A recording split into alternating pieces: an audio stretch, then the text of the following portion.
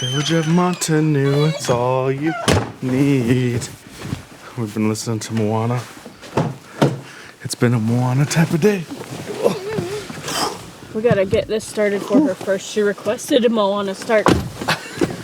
As we leave the house with Moana playing, she wants Moana to start again. Speaking of starting again, I know videos are starting in the car, but you know what? Nothing exciting has been happening around the house, so... I mean, not that this is really exciting, but it is because we have a winter storm warning. Ignore the warning. When did you load the bus? Yesterday. Gotta get a movie going for Braylee, and we're headed to a dentist appointment. Dentist. Yep, they're gonna look at your teeth.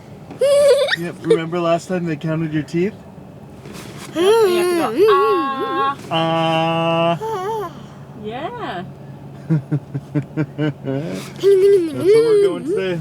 It just so happens Braylee's appointments are clustered together a little bit, which is actually a good thing. Because it gives her familiarity of going into one. So she's probably going to be nervous again today, but she is a champ at pushing through these kind of things. Dentists are tough for any kid, I feel like. Ugh. Just like doctors. We know a lot of you, especially autism parents, know about the struggles of going to a dentist. Today, I'm here to tell you that you're not alone in those struggles. We've done sedation dentistry a few times, every 6 months. So in our state, with Braylee's disabilities, we do have Medicaid. In our state, she's allowed to go every 6 months. That's like the standard. I think that's typical preventive care. So we try to take advantage of that as much as possible. We don't always get there every 6 months, but Close enough. we take advantage of it because every visit gives us a chance to practice with Braylee, even if it's just them counting teeth. I don't really remember if I'm pretty sure I made a video. The first, we've been working on getting her comfortable with being at the dentist without sedation, and this is, I think, visit number 4 since we've been working on that. She's progressively getting better. She's getting more comfortable. The very first time that we did a non-sedation visit, she wouldn't sit in the chair, she wouldn't open her mouth, none of that. But we've gotten to the point where they do count her teeth. We can get x-rays of her teeth. We have to remember when we go in today to tell them she needs a mirror because she needs to see. Good point, Stacy. Tips. Some of the tips that we have, that we experience, they might work for you, they might not. The more that Braylee's involved with what's going on, the more comfortable that the dentist make her feel, the better she's going to do. We found that one of the tools that we can use is a mirror. If Braylee has a mirror to see what's going on in her, what they're doing with their mouth, making sure they're not doing anything crazy, I feel like. Because again, trust. I don't think she trusts them completely yet, but she able to see it and everything. She just seems more comfortable with the mirror there. So you have to consider from the person's perspective, when they're getting their teeth worked on, they're only seeing tools going in like this, but they can't see what's going on inside the mouth. So what we found is helpful is Braylee will have a hand mirror, either from the dentist provided, or we sometimes, if you would need one, you can bring one. So she holds that in front so that she can see from that angle what they're doing inside her mouth. And we've learned this because she likes to watch while she's brushing or flossing as well. Mirrors are really big for her, so she can see what she's doing instead of just feeling it. She likes to see that perspective, as well as modeling. When we brush teeth, I will stand in front of her and we brush teeth facing each other like this, so that she can peer model. Well, not peer, I'm parent, but parent model. And then she mirrors my actions and imitates them. So yeah, that goes back to the whole visual learning. She's really, that's the best way we found that she learns is visually. Just talking to her about something isn't necessarily the best way to go about it. Got visual cues. I think that's the way picture schedules work. Social stories. Social stories, stuff like that. definitely a visual learner. She picks up stuff much faster when she sees it with her own eyes. And then another thing we've shared before, but is still useful, is having, like, you know how they have the play doctor kits? Those are good for doctor's visits. They also have the dental ones, so you, like the mouth sets with the tools and just kind of that, I don't know, not imaginative play, but kind of. You know what I mean? I would say it's imaginative. So just having them like that role-playing stuff. Show them that it's safe. Mm-hmm. Yep. And so modeling the dentist through a dentist toy set is also helpful. My third and final tip, talk to your dentist. Talk to the dentist, communicate with them, make sure they know your kids' needs. Yeah, you might find one bad apple here and there, but they're pretty helpful when it comes to figuring out what's going to work best for your kid. Every kid's going to have their unique things that they need when they go into these types of environments and stuff. I think that's benefited us a lot too, is the communication between us and the doctor, making sure that we are setting up really for success. The more open your dentist is to alternative methods, kind of, is what I would say. I don't know what a better term for it is. Living room setup, which I think ours has one of those too. Oh yeah, living room setup. Like they call it like that, right? Like a family room rather than the medical chairs, because those can be intimidating. We've had appointments in a living room setup before. It didn't work out for Braylee that much, but it's there and available, and it probably does help for some kids. Yeah. And that's something you can ask about. Hey, do you have a different type of setup than just the dentist chair? Because that can be intimidating. A dentist chair with a bunch of tools. Yeah. And I don't. Bright light above too. I don't like the dentist. I don't know about you, but I avoid going to the dentist. I probably should go more often than I do. Oh, I know I should go more often than I do. When I take Braylee to these appointments, it makes me think, oh, well, I'm making her go, so I probably should make myself an appointment at the same time, right? Bonus tip. It's not a tip, really. Oh. It's just insight.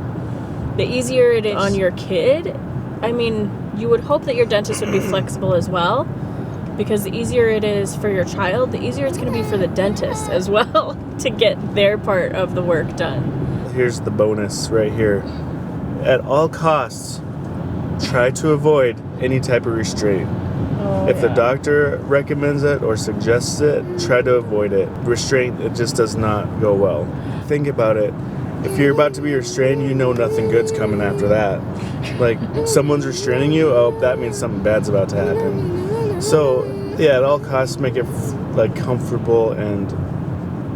Easy. I mean, we get asked it, like, are we okay with restraining Braylee if we need to for the dentist procedure? We used to, before we knew what was going on here, with experience comes knowledge,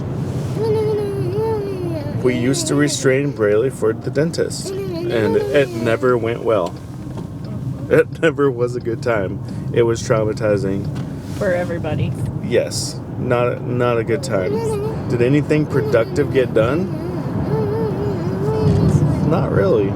Even if something productive does get done, you have to wonder at what cost. Like the cost of that trauma.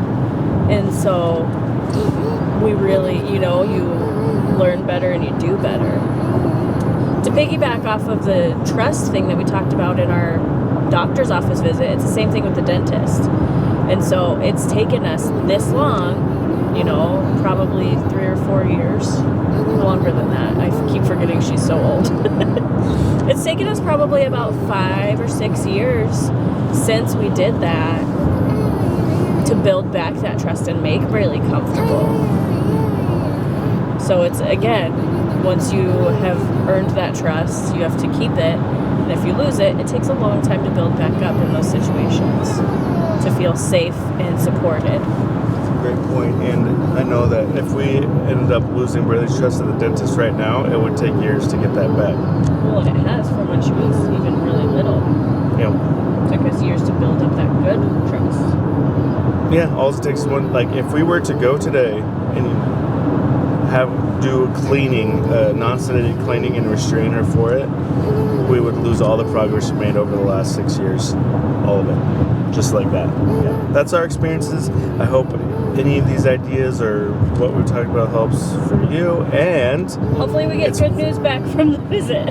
hopefully it's good news. Hopefully 0 cavities. It's very loud in this car, so I'm going to cut this off for now. Good car talk again. Really? It's time. It's time to go. Dentist. It's a dentist day. Bring that with. You help him back up.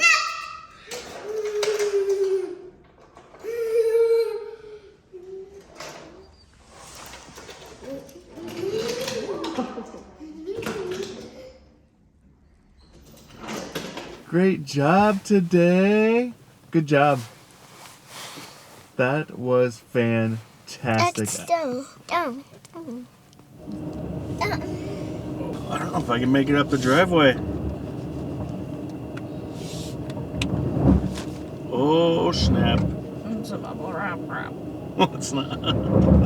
Oh, come on. We got this. We made it. Yeah, we have a winter storm warning, but it's definitely raining. And it's icy. I call it ice rain. Isn't the word sleet? There's one big chunk of ice rain right there. You see it?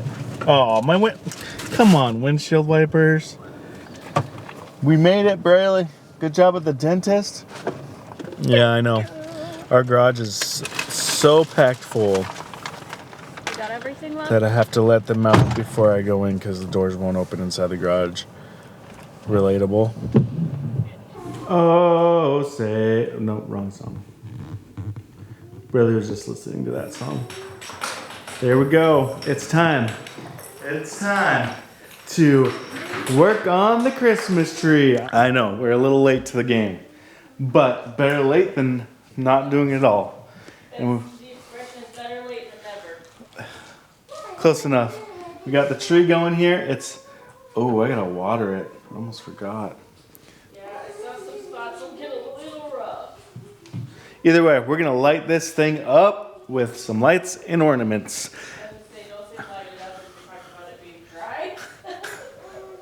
Stacy with the jokes today, I'm telling you. It's time to do some decorating. Last year, like most years, Brayla will do one and then leave. We'll see if she wants to do more than just one today. I'm gonna actually start with the lights while Stacy tells you about Brayla's dentist appointment. So, Miss Braley did a really, really good job. We took it slow.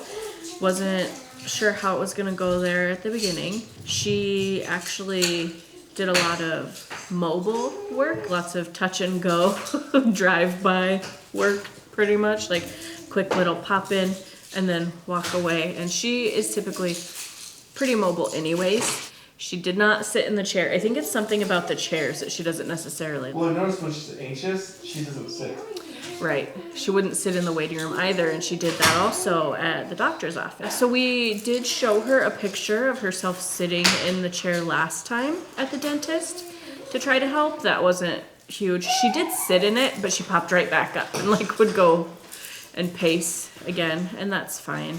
The dental hygienist was really patient with her and let her kind of help. Braley almost likes to hand over hand adults so that she has some of the control over what's going on. They did have the hand mirror for us. We had her model magic as well. We kind of explained and modeled to her. I did lots of open mouth, touching regions in my mouth to show her where they were going next. I think that helped a little bit too. Flossing, she doesn't mind, so she pretty much just flossed herself.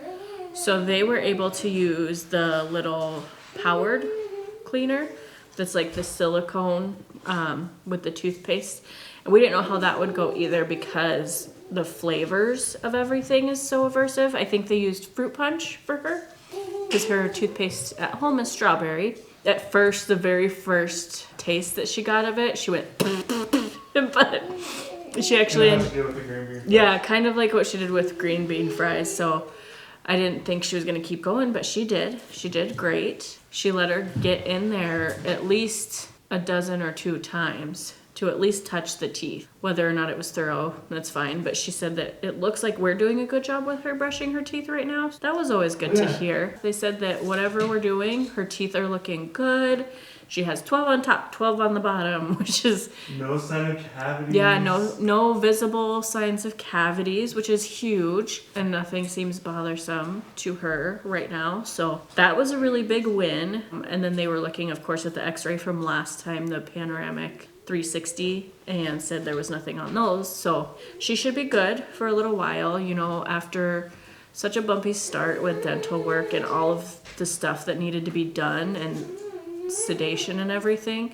It was disheartening, and so it's nice to get that positive feedback that we're really working towards more of a positive change with her oral health, I think, rather than spraying water in the mouth, because that would be a struggle for her too. They just gave her a little cup, so that was really nice and considerate of them too. And then, of course, she got her little tokens to go use at the little vending machine with little toys. She thinks that's cool. And we got to go get her favorite, Noodles and Company, And now for mac and cheese. And here we are now. it's time to get the tree going. Woo-hoo! Walk away. And she is typically pretty mobile anyways, so that's just making so much sound in the background. I got a thing with it. I know. No, I know you can't really see anything. All I see is hands.